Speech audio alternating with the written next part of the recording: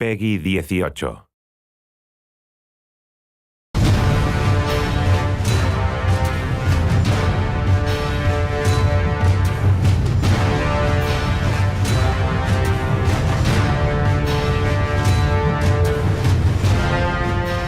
There's a lot of things that make Lord of the Rings stand above all other fantasy. One of the really strong ones is the notion of fellowship. And it means that a group of disparate people, different races, different skills, realizing that they have to work together. You have the central character of Frodo, who has to do this impossible task.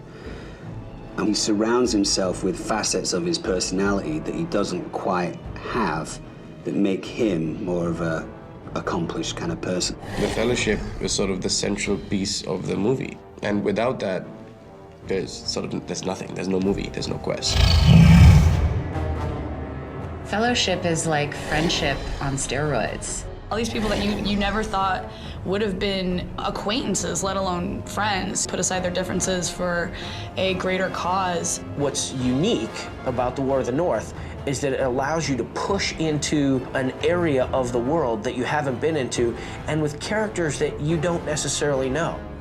Allow me to introduce my companions, Eridan of the Dunedain and Farin of Erebor. The fellowship that we're following is Andriel. She's a master of elven magic. And then there's Eridan, who is a ranger. And finally, we have Farin. Farin the dwarf, he's from Erebor, the Lonely Mountain. And he's very much a grizzled veteran. He's seen a lot of battles. He definitely knows what he's doing too. He's killed tons of orcs and he's willing to kill some more. He kind of enjoys it.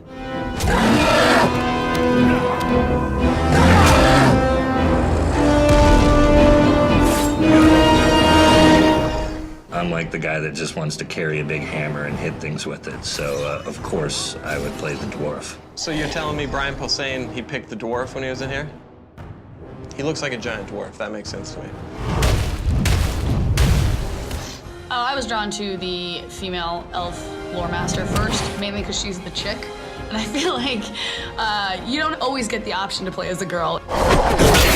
She's basically a secret agent, and she is a great fighter. She's, a few centuries old, so she definitely knows her way around. You have, your Dunedain ranger like Aragorn, so that's cool. He's been sent on a mission from Aragorn to accompany the other members of the Fellowship.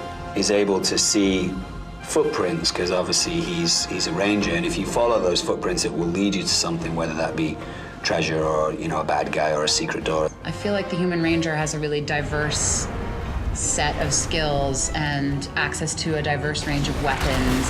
You can also play as different characters. You can go back in and I was an elf last time. I feel like being a human this time.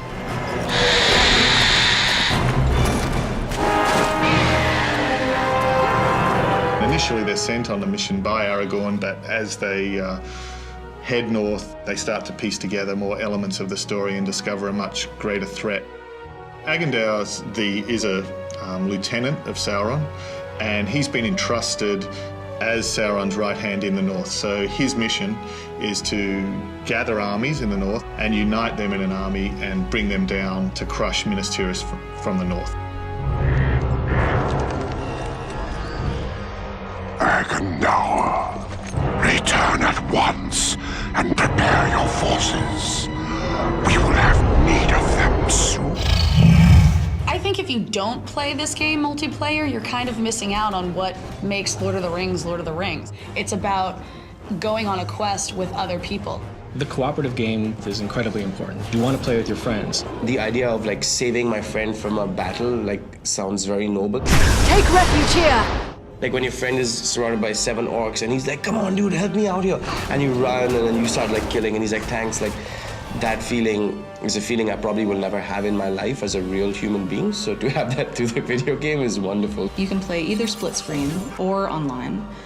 So if you want to play with a friend on the couch or if you want to play with a friend who's in another state, you can do that.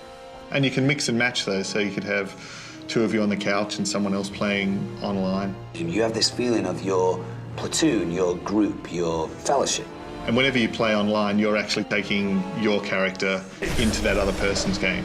And the experience and the loot that you gain in that other person's game, you keep that and you retain that and you bring that back to your own game as well. It's just really trying to create something that is immersive, that people want to play again and again. Lord of the Rings, War of the North is a game that if you're into Lord of the Rings, this game is going to take up several months of your life, and having your wife go, "Are you playing that again?" And you going, "No, I'm emailing people, I'm getting work done."